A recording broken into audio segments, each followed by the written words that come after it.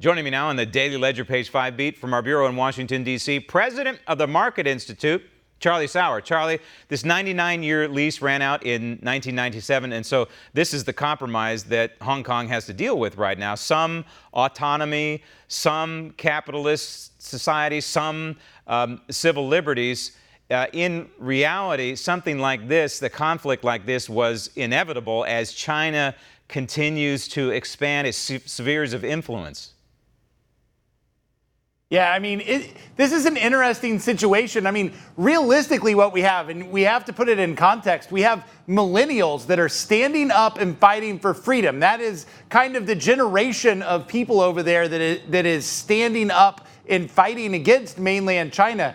And what we're seeing is the Hong Kong Tea Party. We are seeing that they understand that their democracy, that their freedom is threatened, that a leader of Hong Kong can at any time introduce and attempt to pass a bill to extradite them back to communist China. And so we're seeing this break. We're seeing them understand that this is their time to fight. And 1997 was not that long ago. So there's this big change, big upheaval, and now they're seeing, I think that this is their chance, and I think we're going to see it continue on, and hopefully the violence slows down. Hopefully it stays peaceful, but I think we're seeing a bigger push for freedom here, and it's one of the few things. It's like I want to go over there and join them. I've watched YouTube videos of people that are in the protest, but this is something that is going to be big, and it'll be fun to watch if it comes down peacefully. And it's important, too. And we can't let them down like Barack Obama did in Iran when there was a movement underway for freedom and liberty there, and Barack Obama just stood on the sidelines.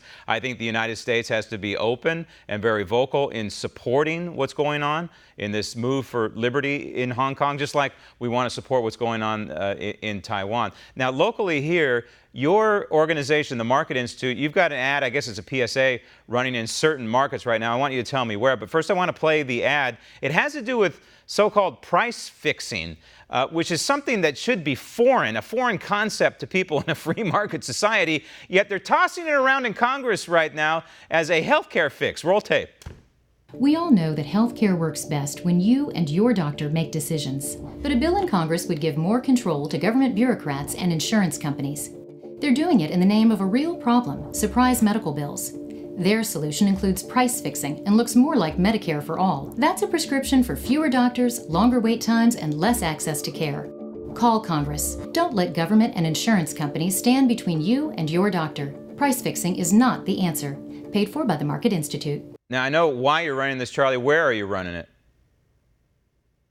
Well, we're running it in 7 states, and those states are focused on Republican states. So we've got Idaho, Utah, Wyoming, South Dakota, Arizona, North Carolina, and the focus here is on Tennessee, and that's Lamar Alexander, who's the chair of the Help Committee, and really picking up this bad idea. I like Lamar Alexander. He's been a good guy on the right, but he's just wrong on this issue, and he's giving all of the power on the payment of your doctor to the insurance companies, and the government taking over. It's worse. The government giving the price controls to the insurance companies is probably the worst way to do this, and it looks like Medicare for all. We got to know our history, Charlie. We know what Nixon did, for example, with oil in the 1970s. It was a disaster, and it was carried over by Ford and Carter. Absolute disaster. The government should never be involved in any kind of price fixing. Charlie, thanks. Want to see more videos like this?